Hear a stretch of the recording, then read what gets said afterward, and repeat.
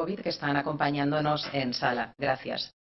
Quizá no sería necesaria la explicación, pero por contextualizar y sobre todo también para que las generaciones más jóvenes, que vamos también dirigidas y dirigidos a ellas, lo tengan claro, es decir, por no dar ninguna información por hecho, a mí me gustaría comenzar con la definición concreta del concepto que da nombre a esta mesa de opiniones y debate. Los roles de género son el conjunto de comportamientos que se esperan de una persona al considerarse adecuados por el hecho de ser hombre o mujer. Aunque parezca mentira, estamos en pleno siglo XXI y estas palabras siguen vigentes. Es decir, los roles de género son las funciones asignadas a las mujeres y las funciones asignadas a los hombres solo por el hecho de serlo. El comportamiento que se percibe en la sociedad como adecuado para cada sexo. ¿Cómo acabar con esto? Para hablar de ello tenemos en nuestra mesa, presencialmente y a distancia, a Cristina Vicedo, CEO de la agencia creativa Sincerely. Buenas tardes, Cristina. Buenas tardes, Rosa. Un placer estar aquí. Un placer recibirte. También está en la mesa con nosotros María José Garrido, doctora en Psicología y capitana de la Guardia Civil, experta en violencia de género y criminología. María José, gracias. Buenas tardes. Buenas tardes. Y desde México, a quien ya podéis ver en pantalla, Nancy Stens, CEO en Woman Lab. Nancy, ¿cómo estás? Bienvenida.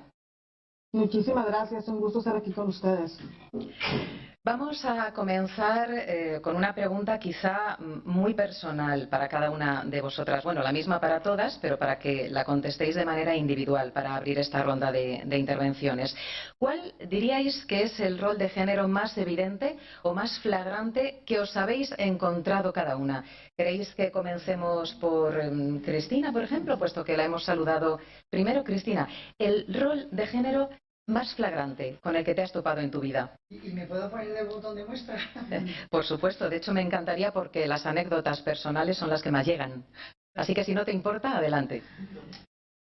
Ah, sí, tenemos que pulsar el botoncito del centro. Ahí está. No te había entendido, Alex. Estoy de siesta, discúlpame. Me habían dicho que había que tocar un botón y yo ya sabéis que yo ni STEM ni TIC, yo lo de los botones lo llevo mal. Perdón. Bueno, estaba en lo del rol de género. Yo vengo y trabajo en un sector en el que quizás el ascenso o la presencia de las mujeres ha sido más rápido probablemente que otros, pero como sé que lo vamos a tocar después, luego hablaremos de ello.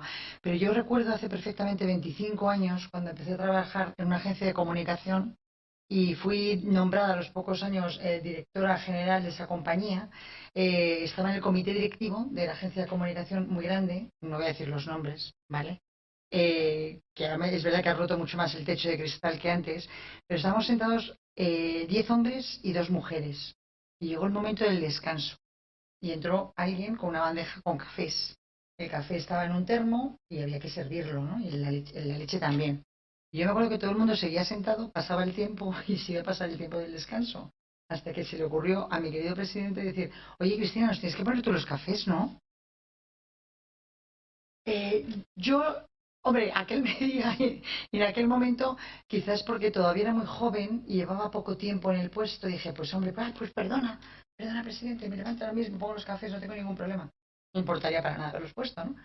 Pero me ha marcado mucho aquello y por eso yo creo que sigo intentando luchar en cada sitio en el que estoy, en cada sitio en el que me encuentro, ese tipo de cosas ya preestablecidas, predeterminadas, preadjudicadas, ese rol, ¿no? ¿Por qué tiene que ser la mujer en una mesa de 12 personas la que tiene que levantarse para ponerle café a todos los demás, ¿no?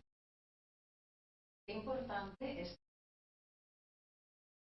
Era muy joven. Precisamente, como es. Ah, vale. Ahora sí, ¿no? O sea que cuando está en verde no funciona, cuando está en rojo funciona. Vale. Bien, ya lo he captado. Yo tampoco soy de letras puras. Decía que qué importante esto que estás compartiendo, Cristina, porque comentabas, si yo, porque era muy joven. Claro, precisamente el contenido de mesas como esta va dirigido también a las mujeres, de hecho, sobre todo a las mujeres más jóvenes, para que se nutran de la experiencia que hemos tenido, las que ya hemos pasado por eso, que yo en medios de comunicación, como te podrás imaginar, he pasado muchísimo. Por eso, ¿no? La niña mona que tiene que ir vestida de determinada manera para cubrir determinadas noticias. Pero por eso es muy importante que seamos ejemplo, porque las generaciones jóvenes nos van a modelar o por lo menos que nos modelen en lo bueno, ¿no? Que se nutran de esa experiencia que ya hemos tenido nosotras, y aunque tendrán que cometer sus propios errores y tendrán que pasar por sus propias experiencias, que por lo menos puedan aprovechar las nuestras. Gracias, Cristina. María José, en tu caso, además, perteneciendo, quizá esto es un prejuicio que tengo, pero no sé si la Guardia Civil, y acláranoslo tú, es un cuerpo muy masculinizado. Antes de nada, pues muchísimas gracias. Para mí es un placer, un orgullo estar aquí hoy compartiendo experiencias, conocimientos y sobre todo por compartir esa visibilidad que se comentaba en la charla anterior. Para mí es un orgullo pues estar aquí representando a la Guardia Civil, a las mujeres de la Guardia Civil. Entonces, bueno, pues yo también me voy a ir por la vía de las anécdotas, de la experiencia, y sí, tienes razón, en la Guardia Civil, las Fuerzas Armadas son instituciones, organizaciones tradicionalmente asociadas a lo masculino. Entonces, todavía hablaba algunos el ejemplo, no sé de qué año sería, pero era un poco yo todavía sigo viviendo ejemplos. El otro día, pues sin ir más lejos, era una reunión informal de padres y madres del cole, pasaba un agente policía con una moto y dijeron hombres y mujeres, dijeron, anda, pero si es una mujer porque lleva una trenza. Y estoy hablando de hace 3 meses, o sea que todavía sigue vigente este tipo de estereotipos. Yo, pues también me ha pasado, ya no sé si es por el efecto saliencia, ¿no? Porque un efecto psicológico que lo que menos proporciona y pues sobresale. Pero sí es cierto que discriminación, sentirme observada, sí. Sentirme más analizada, sí. Y en algunos casos sentirme como hipervigilada, también. Especialmente en algunas unidades de corte muy masculinas, porque yo la verdad es que toda mi trayectoria he estado en policía judicial, formada por equipos mixtos, que sí que es cierto que he viajado mucho y me llama mucho la atención, especialmente en la España rural, ¿no? Que es donde la Guardia Civil tiene más volumen de demarcación, ¿no? Dice, no, sí, es ella, es mujer y además es psicóloga, ¿no? Y yo con orgullo decía, sí, soy yo, soy la mujer y además soy la que toma las decisiones en esta investigación, por ejemplo. Y entonces en esa unidad de policía judicial donde está muy integrada de hombres y mujeres o más o menos proporcionada, luego hablaremos también de datos, no puedo decir nada negativo, pero a lo mejor en otras unidades donde he sido la jefa de muchos hombres, sí es cierto que he tenido obstáculos y he tenido, bueno, pues la verdad que a veces hay varias espinas en el camino. No puedo afirmar rotundamente por ser mujer, pero sí es cierto que puedo afirmar que me he sentido más observada, más analizada. ¿Verdad? Muchas gracias, María José. Nancy, nos gustaría también escuchar tu experiencia. Además, tú vives en otro país, que imagino que será algo diferente a lo que sucede a este lado. Así es. Pues yo también me voy por la misma vía en el tema personal. A mí la verdad es que soy una mujer muy afortunada porque no he sufrido como tal temas de discriminación ni nada.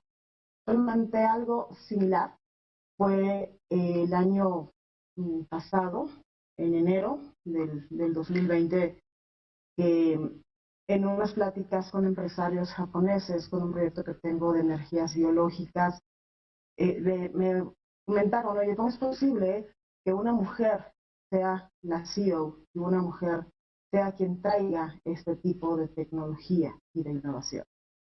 Y nosotros no tratamos con mujeres, ya sabemos que los asiáticos son un poco extraños en su cultura, y me dijeron, no, pues es que con mujeres no trabajamos. Y yo le contesté, pues yo no trabajo con misóginos como tú. Y el que se va a perder una tecnología que solamente es mía, porque a nadie se le ocurrió en el planeta, vas a ser tú. Y el que se va a quedar fuera, vas a ser tú. Por lo tanto, si quieres implementar mi proyecto en tu país, son mis reglas. Y no existen otras más, ¿no?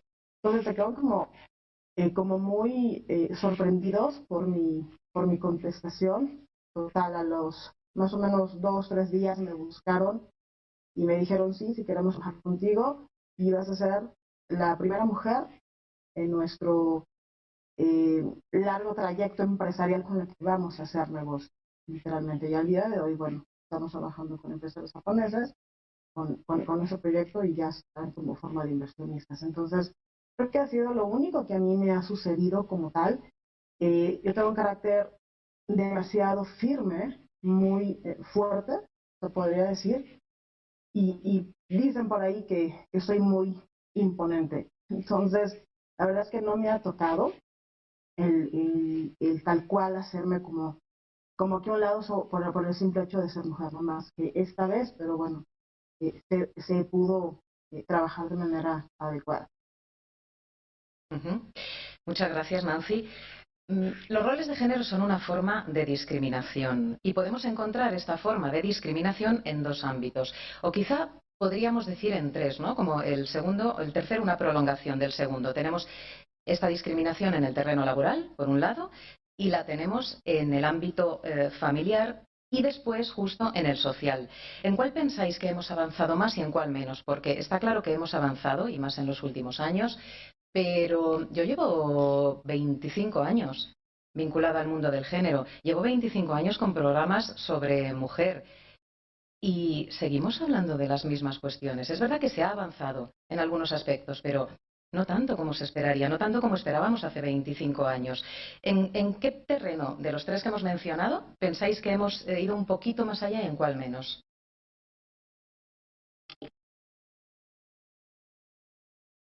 A ver, yo creo que seguimos hablando de lo mismo, de verdad, Rosa.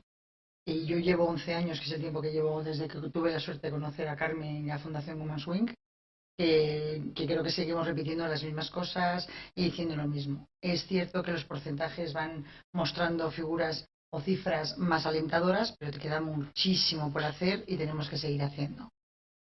A mí me costaría darte una respuesta homogénea para los tres sectores, familia, social y laboral.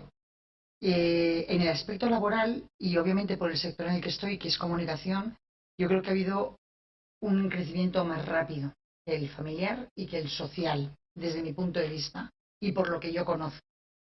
Creo que ha sido más fácil la entrada porque muchas más mujeres han conseguido estudiar, terminar las universidades y acceder a puestos de trabajo. Estoy hablando de acceder a puestos de trabajo mandos intermedios. No estoy hablando de directivas. Si habláramos del paso de mandos intermedios a directivas, otro gallo cantar, porque ahí las cifras son dramáticas. Pero sí es cierto que lo que es en el mando intermedio hemos conseguido romper bastantes techos. Luego el siguiente techo para mí sigue siendo una asignatura muy pendiente. En el familiar creo que queda todavía mucho por hacer. Y en el social también. Y creo que todo lo que estoy diciéndote, digo que no puede ser homogéneo porque tendríamos que tener en cuenta a la gente estatal, es decir, al gobierno, al papá gobierno. Ese gobierno que tiene que tomar muchas decisiones para que el aspecto social y el aspecto familiar ayude a que también las mujeres podamos seguir creciendo. No solo poniendo porcentajes, que creo que viene muy bien para lo que vienen, pero ayudando a que una persona pueda cogerse la baja maternal y no sufrir o paternal, perdón, en ambos aspectos, y no sufrir un menoscabo profesional por cogérsela, que es lo habitual que ocurre hoy en día. De verdad que muchos dicen, no, pues yo me cogí la baja paternal y he seguido creciendo y sigo... Sí, pero es que son las excepciones. La realidad es que no se sigue creciendo. Y para que socialmente se rompan estereotipos como ver a una guardia civil en una moto, ¿vale? Tiene que haber una educación de base brutal, que no depende ni de la LOCSE, ni la LONCE, ni la madre que les parió. Porque depende de que haya un consenso con género cero. O sea, es decir, hay que respetar a todo el mundo y hay que tener en cuenta las posibilidades de crecimiento de cada uno. Entonces, yo desde mi punto de vista sí te puedo responder que creo que laboralmente sí hemos conseguido accesibilidad de más mujeres. No digo cargo directivo. En lo social y en lo familiar se ha conseguido mucho a base también de esfuerzo personal, mucho esfuerzo personal, de hogares en los que pues muchos han acabado rotos, pues hay esas cifras de divorcio y de muchas otras cosas, porque al final llegan los niños y es donde vienen los problemas, ¿no? O ya hay que fregar, o hay que poner lavadoras si no nos han enseñado, y etcétera, etcétera. Si te digo que uno va bien, es el laboral. El familiar y el social queda mucho también por hacer, y creo que porque tendremos que tener en cuenta al gobierno, al que legisla. José. Pues yo estoy totalmente de acuerdo. Es cierto que a nivel laboral hemos aumentado, por ejemplo, en la Guardia Civil tenemos hemos empleado el año pasado el sistema de las cuotas y es verdad Y un poco hilando con la charla anterior de la importancia que tiene la visibilidad, la referencia, de si yo las veo, yo quiero ser como ellas. Y hablo mucho y pido disculpas, pero muy enfocado a la Guardia Civil, a las Fuerzas Armadas, que es donde puedo opinar o emitir un juicio de valor. Pero bueno, todavía seguimos teniendo. Antes he puesto el ejemplo de la motorista, pero bueno, hace 2 días, hace 2 meses también la teniente coronel, que seguro que muchos de ustedes la conocen, teniente coronel Silvia Gil, bueno, pues ha ocupado pues un puesto el mando de la comandancia de Teruel y ha sido noticia.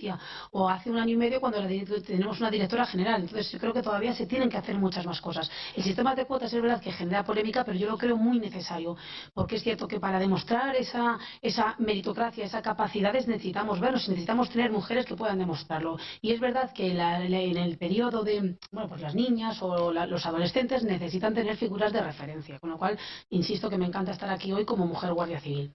A nivel familiar, es verdad que también hemos avanzado, ¿no? La Guardia Civil cada vez son más el porcentaje de hombres que se cogen las excedencias o para el cuidado de los niños.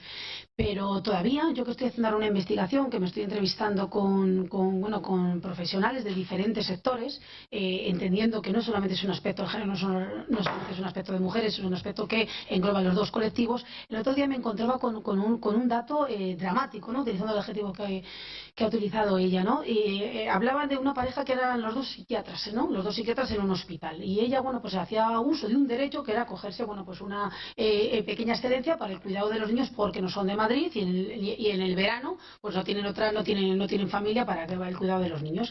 Y su jefe le ponía reticencias y tenía un poquito como la etiqueta de quejeta que se va los 2 meses de verano haciendo uso de un derecho. Y así lo hizo varios años, siempre con un poco y con las consecuencias que todo eso puede tener, a nivel laboral. Y un año ese derecho lo solicitó su marido. Y entonces el caso cambió, ¿no? Ella pasó de ser la jeta, la que se aprovechaba, y el marido, ¿saben ustedes lo que le dijeron cuando solicitó el mismo derecho? ¡Qué padrazo! Entonces, entonces yo creo que, familiar y socialmente muy unido. Yo creo que también, totalmente de acuerdo, todavía queda muchísimo por hacer. Y pienso, siendo un poco a lo mejor quizás pesimista, que no creo que podamos hablar de la igualdad, no la igualdad legal, que por supuesto la igualdad real, no creo que ni yo ni mis hijos la vamos a poder disfrutar de ella. Es una opinión personal. Gracias. Muy bien. Ok. Perfecto. Nancy, ¿cuál es tu punto de vista? ¿Dónde hemos avanzado más y dónde menos? ¿En qué ámbito? Yo considero que en donde más se ha avanzado, por lo menos en México y algunas regiones de Latinoamérica, es en el mercado laboral. Porque cada vez vemos más mujeres en puestos directivos, más mujeres gobernando. Por ejemplo, en la Ciudad de México tenemos a una mujer que es la que está gobernando la ciudad. ¿Sí? Cada vez hay más mujeres que están teniendo referencia en diferentes ámbitos, pero en el tema laboral se ha avanzado muchísimo aquí en nuestro país. También en el ámbito social, ahí va.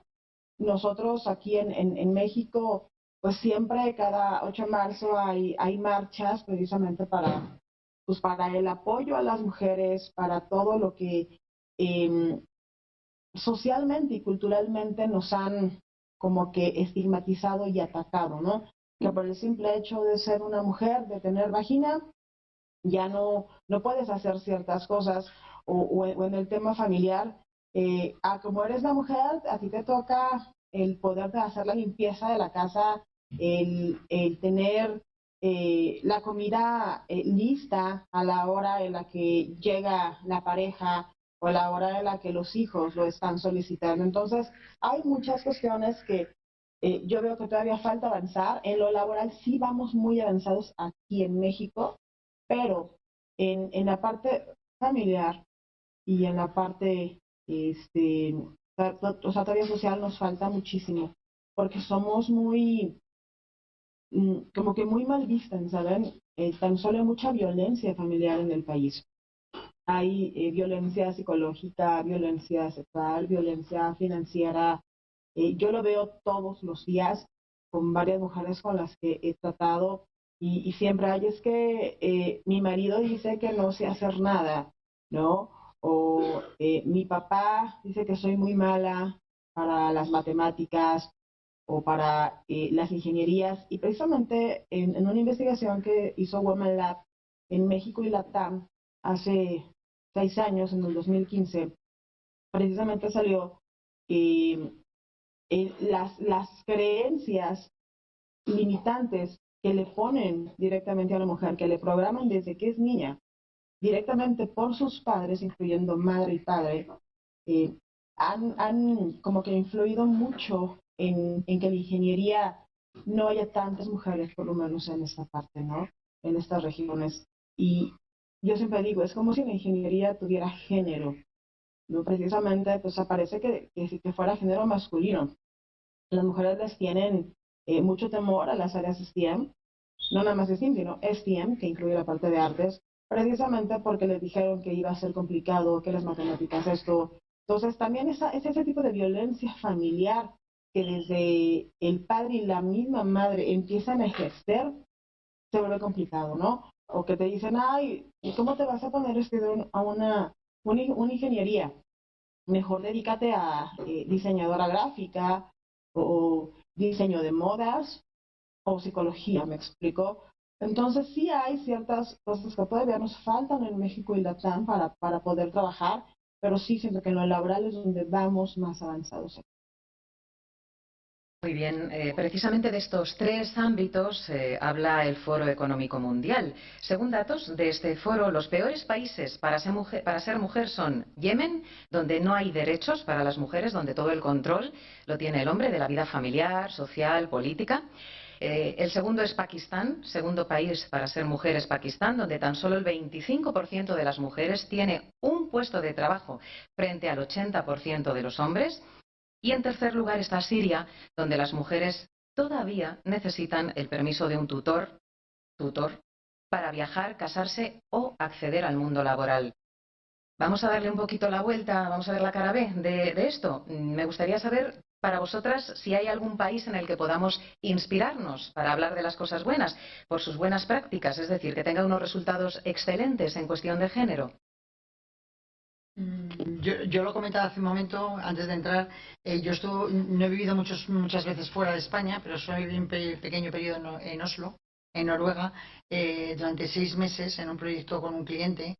Y yo la verdad es que tuve la suerte de conocer a muchas mujeres y a muchos hombres en la empresa con la que estaba trabajando y de y convivir con ellos. Pues nos tocó una época en la que allí ven poco el sol, donde ves poco el sol, pues se dedica mucho a quedar en casa y a beber y a comer.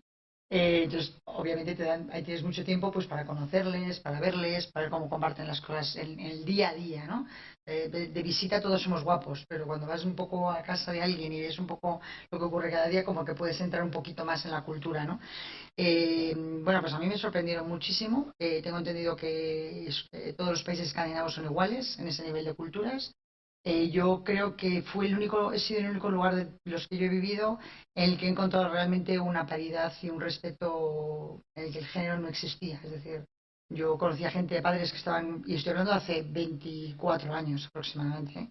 El padre que se estaba de baja paternal con los niños, la mujer trabajaba, tenía unas condiciones de vida y de compartir la vida, compartir los quehaceres, el trabajo, los niños y niños, el deporte, lo que fuera, era pues el que le tocara. Era lo mismo si fueras mujer o fueras hombre, aquello se respetaba por todos los costados. Claro, cuando tú empiezas a preguntar un poco, dices esto, para llevarlo a cabo pues tiene que ser complicado, o sea, ¿cómo lo haces, no? Que hagas acuerdos, uno gana menos, otro gana más. No, ahí quien realmente estaba gestionando que eso fuera así era el gobierno, y lo he dicho antes, y me voy a repetir. Claro, estamos hablando de países que tienen 5 millones, 6 millones de habitantes, frente a países como el nuestro, con una riqueza, además una renta per cápita brutal, ¿no? Pero yo creo que si algo deberíamos de aspirar a eso, ¿no? Al máximo. Hay un camino que recorrer de lo que estamos hoy y lo que queremos ser mañana. Que llegar a aquello, pues probablemente sea muy difícil, pero yo allí vi realmente un respeto, una educación, una formación, cero estereotipos, que probablemente lo sabrá, porque yo creo que la perfección es difícil que exista, ¿no? Y todo siempre es mejorable.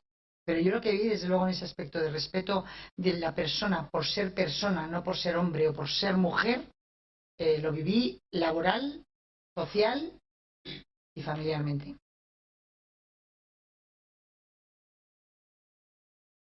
Sí, pues yo también, sí, la estadística sí, que siempre que hablamos de los países no que más exitosos, ¿no? En el tema de igualdad, incluso ahora muy de moda el tema bueno, la pandemia, ¿no? Que están los países escandinavos cuyas soluciones han tenido bastante éxito en el tema bueno, las mujeres que han liderado países en la solución con la pandemia. Algunas medidas que han sido muy efectivas, mejor dicho. Y yo también, aparte de la estadística, también tengo mi visión. Yo tuve la oportunidad de estudiar en Suecia. Yo hice el doctorado europeo, entonces estuve allí una estancia también poquitos meses, pero bueno, lo suficiente como también para impactarme algunas medidas. Lo mío no fue hace 20, pero sí fue hace 10, 12 años y recuerdo dos aspectos muy importantes que me hicieron reflexionar. Por una parte, hoy en día, por el tema de la pandemia asociada al virus, estamos muy familiarizados con el tema del teletrabajo. Yo me acuerdo que hace 12 años, cuando yo estaba allí en la universidad trabajando, tenía una compañera que era prácticamente de mi edad, que tenía 3 hijos, y yo la admiraba, yo decía, madre mía, digo, tiene 3 hijos, y ahí estaba totalmente implementada el mañana trabajo desde casa, mañana teletrabajo. 2 o 3 días a la semana teletrabajaban. Y yo, claro, hoy en día estamos todos muy familiarizados por la situación que acabo de comentar, pero hace 12 años para mí era una medida y claro, y yo me acuerdo que me contestaba el interrogante, digo, así tiene 3 hijos y eso por un lado. Y luego por otro lado yo creo que un aspecto muy importante es el tema de los horarios. El tema de los horarios aquí son criminales. Allí, por ejemplo, normalmente los horarios, o por lo menos lo que yo percibí tanto en la policía que era como en la universidad, que eran las dos organizaciones donde yo estaba trabajando, había una conciliación con el horario laboral de los niños, con el horario laboral de los padres. Los padres dejaban sin hacer malabares como estamos haciendo aquí, o yo por lo menos y mis allegados familiares, amigos, hacemos todos malabares para poder llegar a todo. Allí se levantaban todos, iban a dejar a los niños al cole y iban a trabajar, y allí es verdad que terminaban a las 4, a las 5, a las 6, que es cuando terminaban los niños, los recogían y se iban todos a casa y disfrutaban de una agradable tarde. Aquí quitando, bueno, yo me siento una privilegiada, que soy funcionaria pública y afortunadamente en el destino que estoy ahora solamente trabajo pocas tardes al mes, pero la mayoría de familias y de amigos que trabajan en el mundo civil es imposible. Yo creo que el tema de los horarios es un tema muy importante a considerar. Sí, quería decir que efectivamente un problema muy gordo que tenemos, sobre todo también en España, es que nos encanta lo de calentar el asiento. A ver si la pandemia nos ayuda a no calentarlo tanto, ya que realmente el teletrabajo nos ayuda a compaginar más nuestras vidas. Pero aún así, también digo, y te digo en contra de eso, yo no soy funcionaria, trabajo en empresa privada y autónoma, con lo cual creo que soy todo lo peor de este estado. Trabajo mucho más que antes. Entonces yo creo, no sé, ya lo de los horarios, creo que no sé si es porque no sabemos gestionarnos, sino porque estamos metidos en una bola que no sabemos tampoco gestionarla. Y no quiero entrar en ese tema porque estamos en un tema mucho más gordo y mucho más importante, que es la importancia de la mujer, ¿no? Y su papel y su rol en esta sociedad. Pero los horarios es importantísimo que seamos capaces de regular. Claro, no somos capaces todavía en general de gestionar esos horarios, a pesar de la implantación obligada del teletrabajo, porque no lo hemos hecho antes. Pero bueno, ya que hemos empezado, pues tendremos que practicar y practicar hasta conseguir mejorar la técnica, ¿no? Que se puede, indudablemente, como el ejemplo que ponía María José. Nancy, ¿cómo lo veis desde México? ¿Qué país crees tú que es un referente en políticas de género para derribar esos estereotipos? Pues hay varios países que, bueno, se encuentran en Europa. Lamentablemente todavía en Latinoamérica no contamos con nada de eso todavía. Entonces, yo considero que Islandia, Noruega, Suecia, Finlandia, y curiosamente son países con un alto eh, ingreso en todos los sentidos. Ellos sí están garantizando una paridad salarial, una paridad en cuanto a inclusión. Entonces, son países que nos llevan a la delantera por muchísimo, muchísimo, aunque también ya la OCDE ha comentado que la desigualdad de género eh, hace que se pierda aproximadamente un 40% del talento eh, femenino, y que por más que han tratado de hablar con los países miembros de la OCDE para que estas brechas se puedan reducir, lamentablemente no se ha podido todavía, ¿no?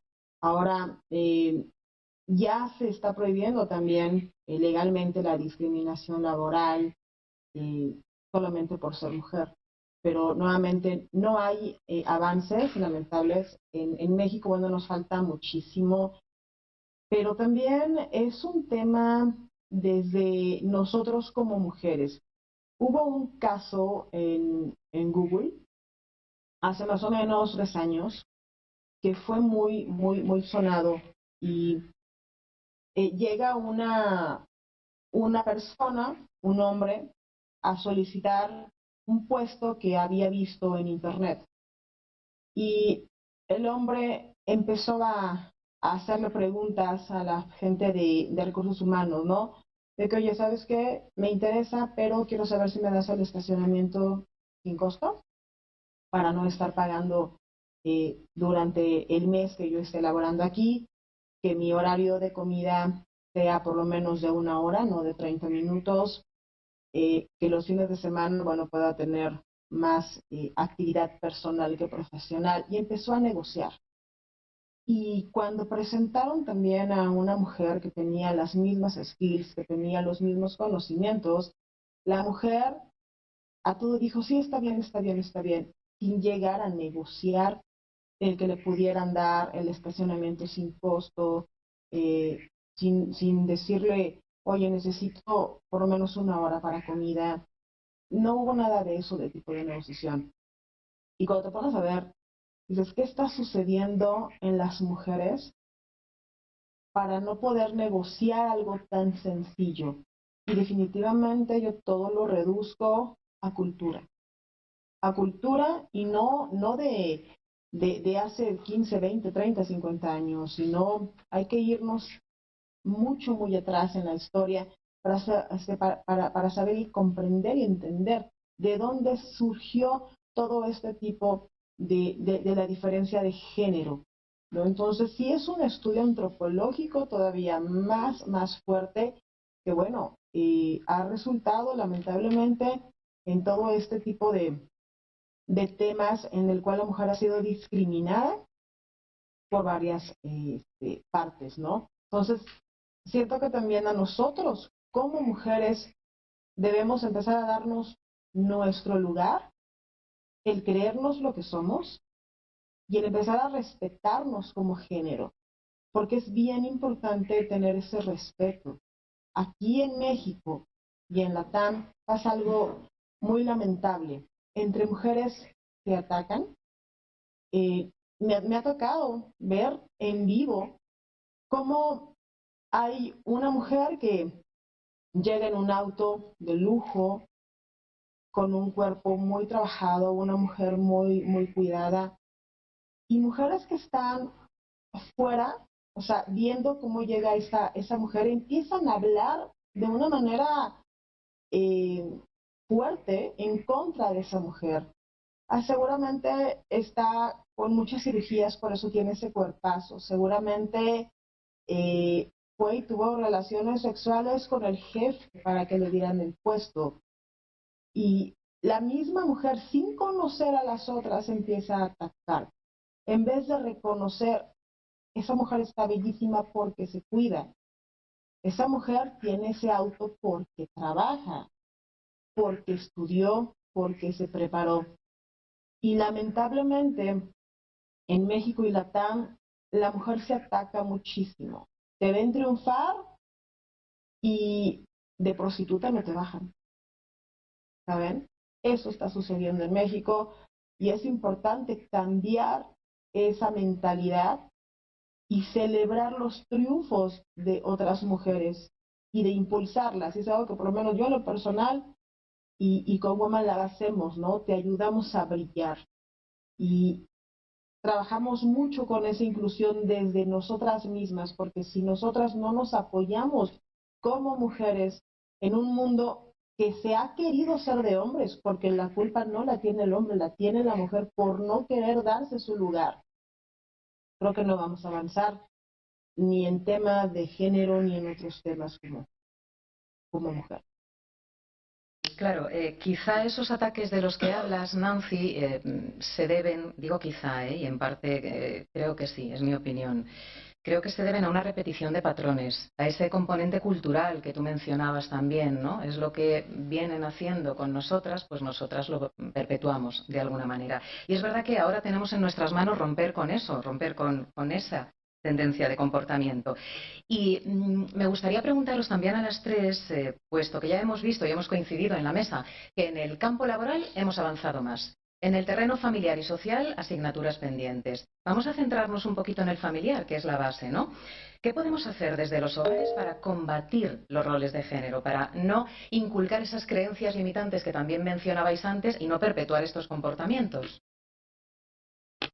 Yo aquí quería comentar una cosa con el punto de Nancy, que me parece interesante, que es el tema del estudio antropológico.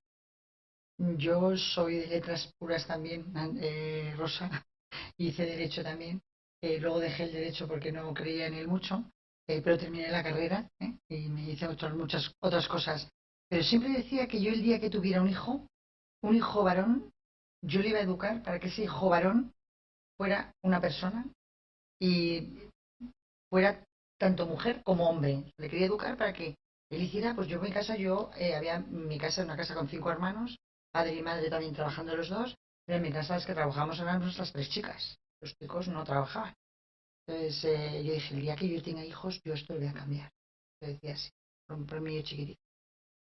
Yo digo el estudio antropológico porque cuando yo tuve mi hijo, primogénito, y luego tuve una niña al año y medio, muy seguidos los dos, es decir, se llevan escasos 16 meses, 18 meses.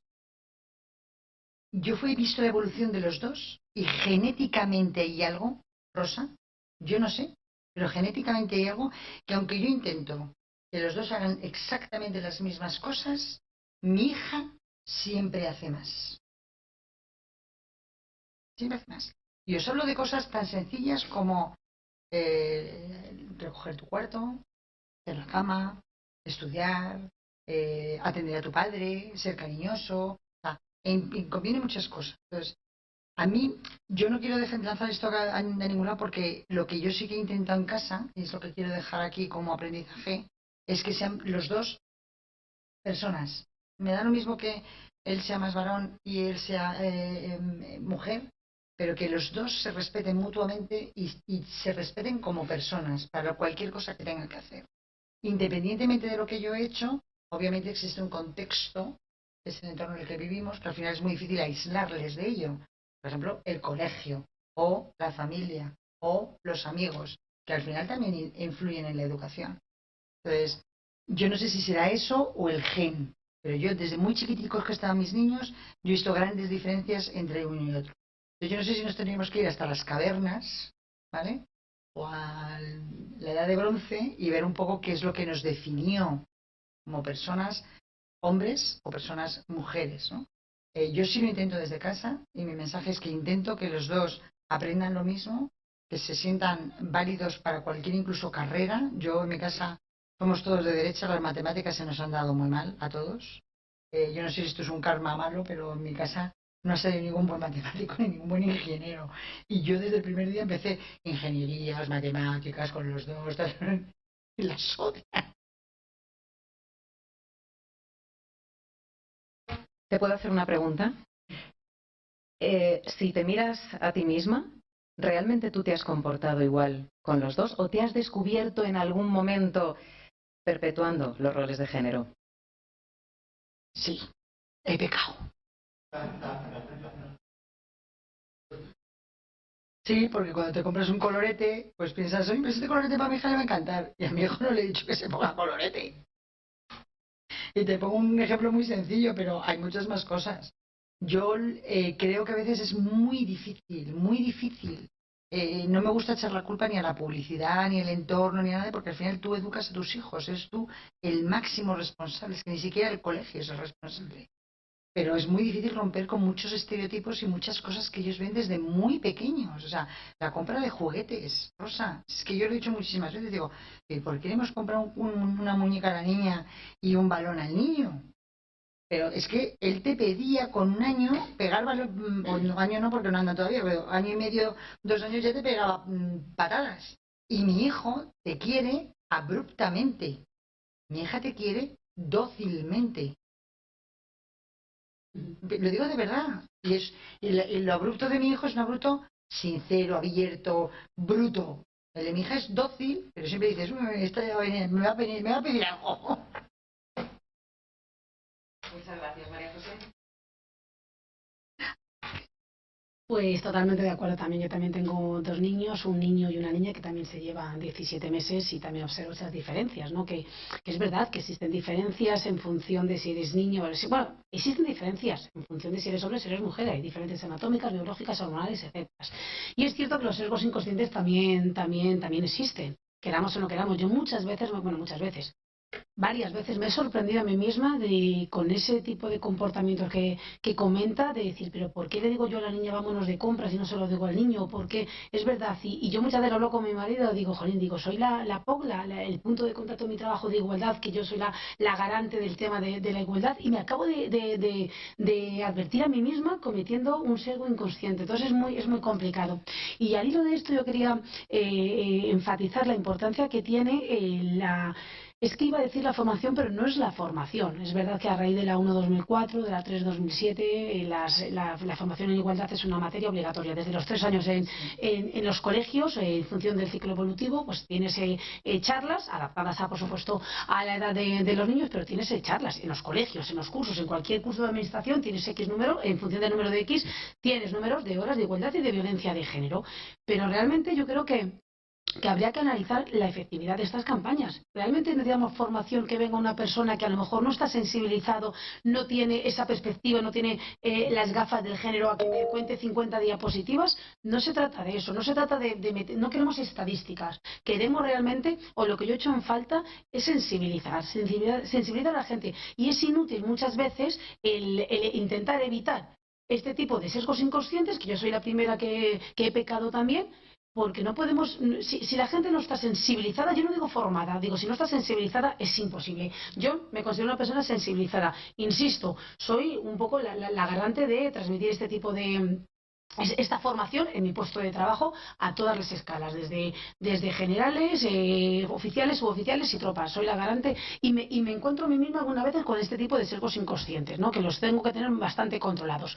Pero ¿cómo voy a pedir yo, y no voy a cualquier persona, a mi hermana, por ejemplo, ¿no? Que nos llevamos 2 años y mi hermana ha tenido también esta formación, pero lo que yo veo que es un déficit de sensibilización. Entonces yo creo que el tema de la familia, pero con una buena sensibilización de los adultos, de los agentes de socialización, y ya también hilo con el tema de la educación.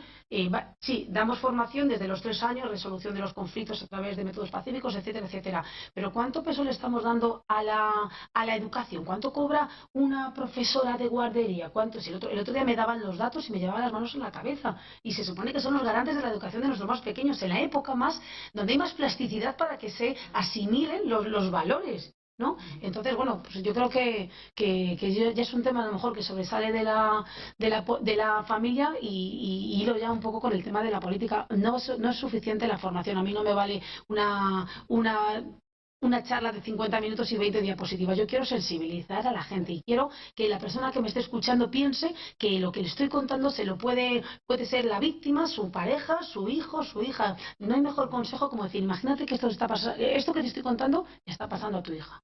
Y eso yo creo que es una efectiva manera de sensibilizar.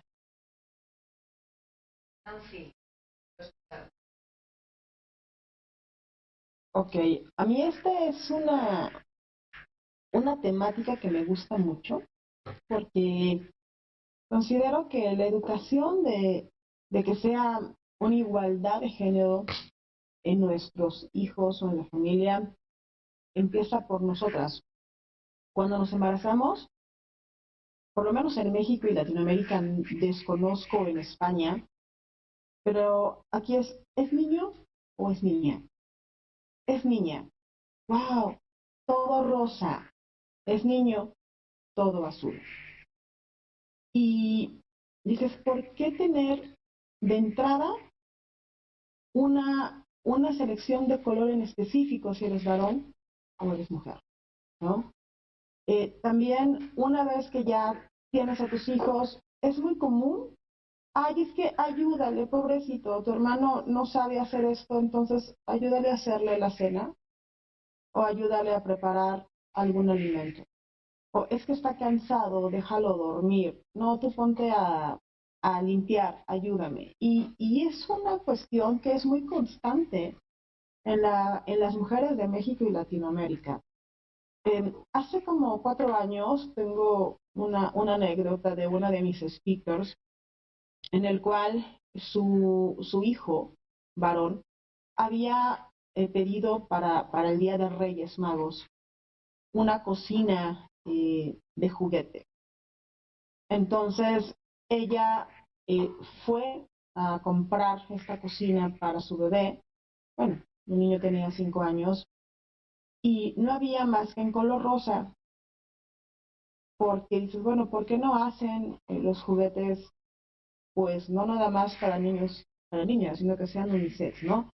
Por supuesto, antes fue atacada por su familia, antes fue atacada por sus amigos y amigas, y dijeron, ¿cómo le vas a regalar una cocina a tu hijo si eso es para niñas? ¿Cómo lo vas a hacer? Va a volverse gay. ¿Cómo es que le gusta el vestido? Se va a volver gay. Caray, el niño es niño y punto. Y no está pensando en que si le van a gustar los hombres o gente del mismo género que va a ser gay. Simplemente el niño quiere ser un buen chef y está imitando ciertas cosas. Y es muy interesante todo lo que se empieza a visibilizar desde allí. Y en la educación de la mujer mexicana y latina es el de tienes que atender a tu papá. Yo también tengo hijos, tengo un varón y dos mujeres. Ya mis hijos están grandes, la mayor tiene 22, la menor tiene 13 y el varón pues es el del medio, tiene 16. Yo sí he podido educarlos en una variedad muy interesante desde que están muy chiquititos, empecé incluso desde que estaban en mi vientre a trabajar con ellos, ¿no? Desde su formación. Y el día de hoy el varón de 16 años sabe perfectamente cocinar y le gusta y siempre está aprendiendo nuevos platillos y no le importa si le dicen, ay, es que eso es de mujeres, simplemente él ha crecido de esa manera y luego va y sirve a sus hermanas y luego me dicen, es que tú tienes matriarcado, ¿no? En vez de patriarcado, matriarcado. Digo, no, simplemente estoy educando un caballero que entiende. ¿Por qué? Porque nació de una mujer, porque vive con dos hermanas que lo respetan y que también él respeta a sus hermanas. Y por supuesto, sí, son diferentes por el simple hecho de la biología, pero aquí de mi lado, hablando de mi experiencia, sí he podido tener como esa paridad con ellos, ¿no? No hay una diferencia, no hay, es que tú digo, la diferencia nuevamente es biológica, oye, es que me puedes ayudar porque tú estás más alto, ¿no? Y me puedes bajar cierta cosa de la alacena, o oye, ayúdame a cargar eh, este mueble porque pues yo me lastimo, ¿no? Incluso cuando sucede eso, él solo dice, no, no lo hagas porque te vas a lastimar, tú me ríes, ¿no? Te puedes lastimar aquí. Entonces él entiende y él sabe este tipo de cosas, pero siento que también nosotros como mujeres influimos muchísimo, ¿no? Yo en lo personal no hago diferencias de que hombre y mujer.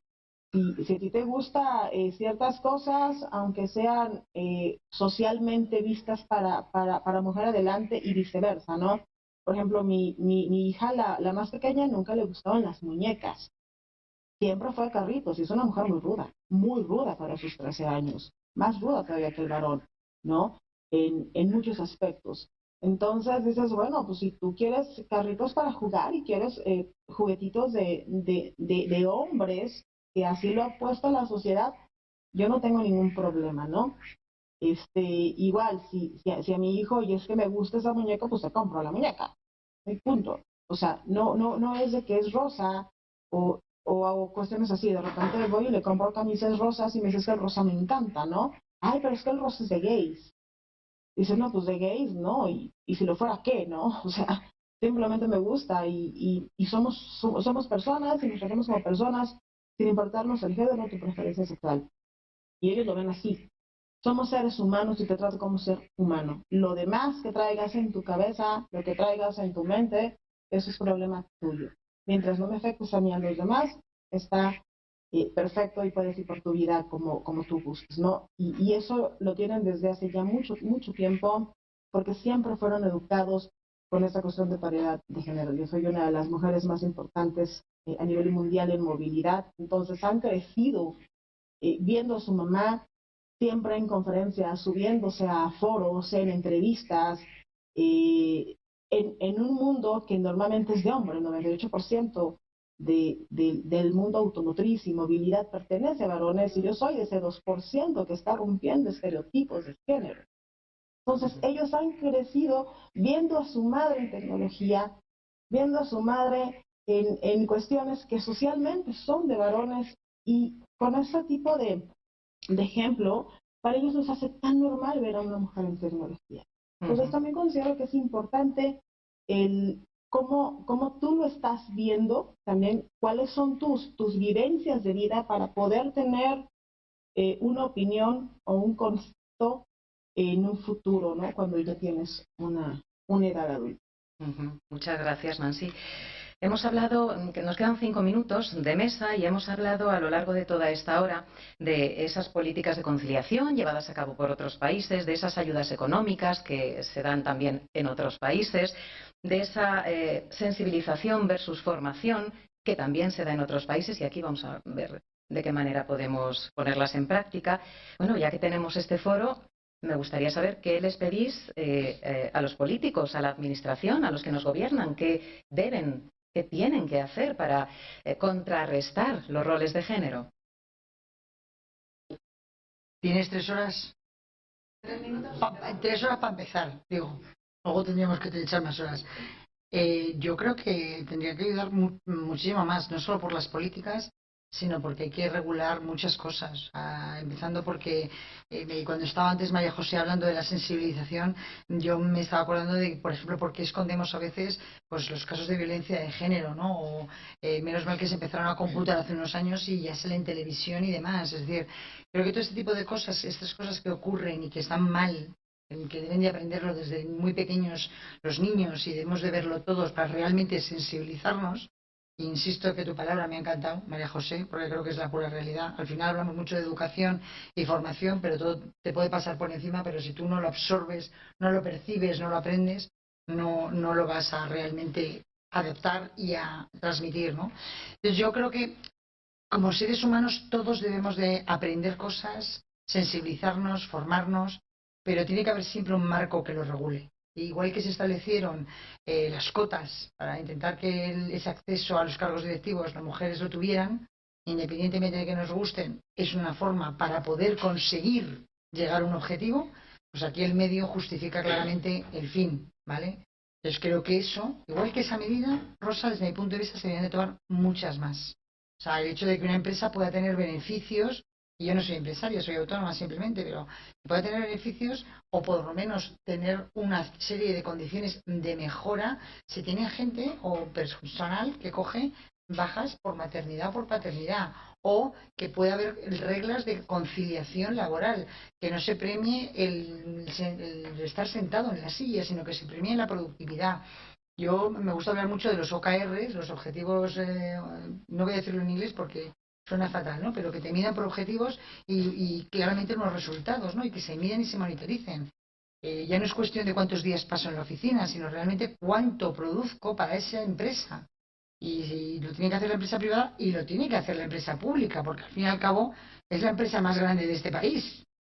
¿Vale? Entonces, si ahí ya empezamos a dar ejemplo, pues me imagino que lo demás será como la dinamita, ¿no? Explota por simpatía. Yo creo que debería dar mucho ejemplo el gobierno, mucha serie de prácticas y mucha serie de reglas. Y principalmente establecer medidas, insisto, como la de las cuotas. María José, yo voy a seguir. Gracias, María. Nada, yo voy a ser muy breve. Yo voy a insistir. A mí me gustaría invitarles a los políticos a que fueran a algún instituto, a algún colegio, ¿no? Y que hicieran ellos un pequeño estudio empírico, un estudio de campo, ¿no? Con temas de violencia de género, con temas, por ejemplo, de igualdad o temas incluso que no cibercontrol, ¿no? Que ahora está muy de moda con las nuevas tecnologías, ¿no? Entonces yo creo que se llevarían las manos a la cabeza a nivel estadístico de cómo está el tema en estos temas. Entonces les invitaría. Para mí lo más importante es el tema insisto, de la sensibilización, ¿no? De poder retransmitir a través del ejemplo de los roleplay ese tipo de medidas. Y bueno, le voy a dar el paso a Nancy porque se me ha quedado una cosilla en el tintero que ahora mismo no me acuerdo, pero como sé que estamos mal de tiempo, le doy el paso a Nancy con vuestro permiso y luego si me acuerdo lo digo. Muchas gracias. Claro que sí, muchísimas gracias.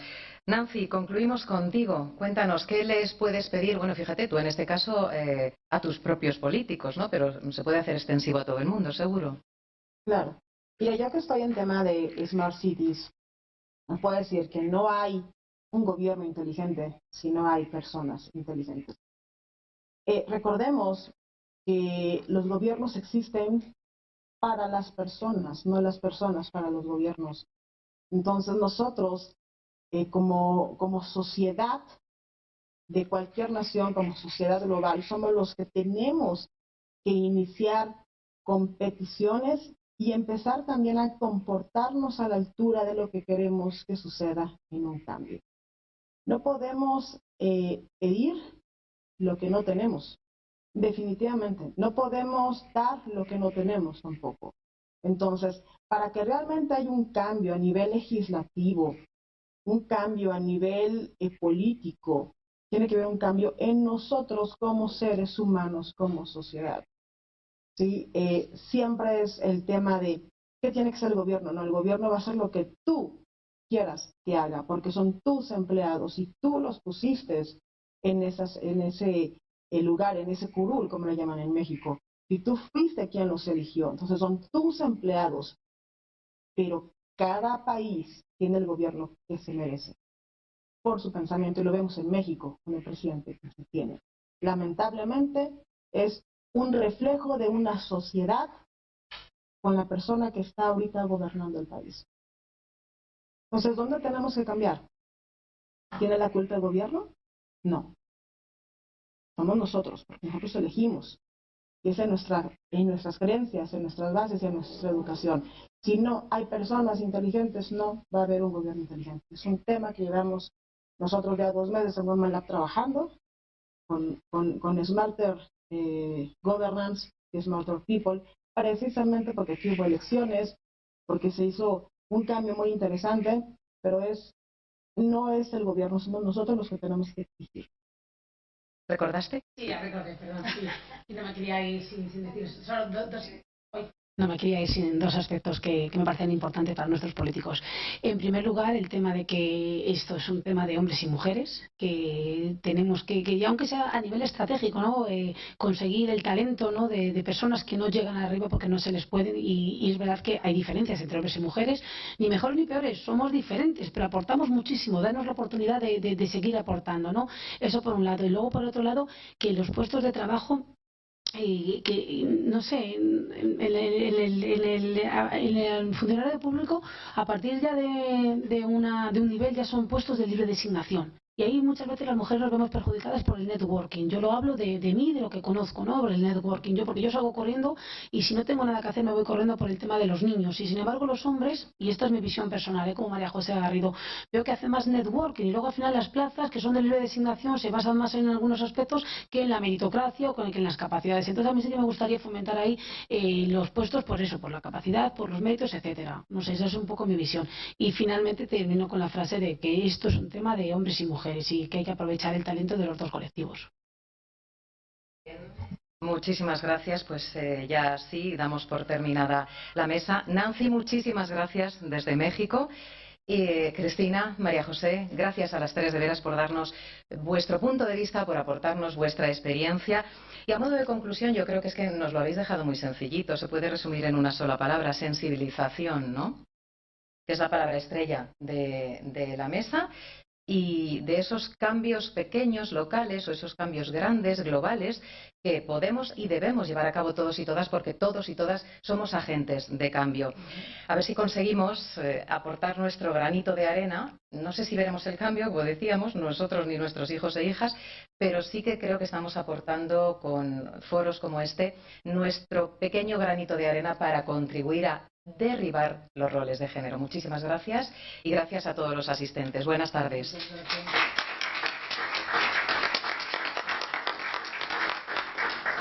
Carmen.